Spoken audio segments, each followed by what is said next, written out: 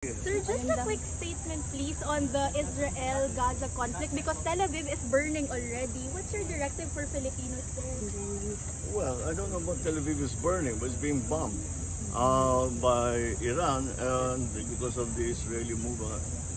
We of course are watching our nationals both in Israel and in Iran. And as a matter of fact, we have already contacted all our nationals and asked them if they want to be evacuated. Some have asked to be evacuated out of Israel.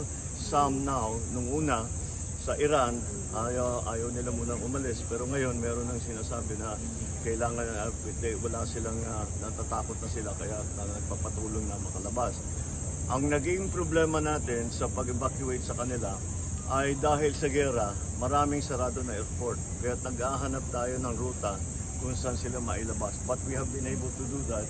And the first batch, in fact, Secretary Dak is already on his way to Israel, to Jordan, para ma-coordinate niya both the evacuees from Israel and the evacuees from Iran. Sir, raise to alert level 3 or 4?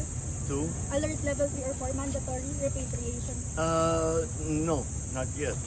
We generally leave it to each individual or to each family to decide for themselves whether or not they feel safe or whether or not they would like to be evacuated.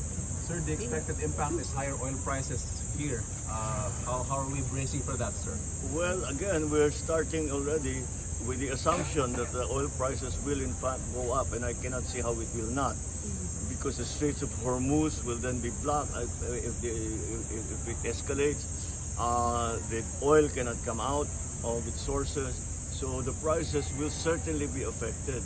So the subsidies that we have always given, fuel subsidies that we gave to, if you remember during the pandemic, lalong-lalo na yung mga nagpapasada, yung mga para may hanap buhay naman sila, binigyan natin ng fuel subsidies. Now we will have to do the same for those who are severely affected, stakeholders, by any instability in the price of oil.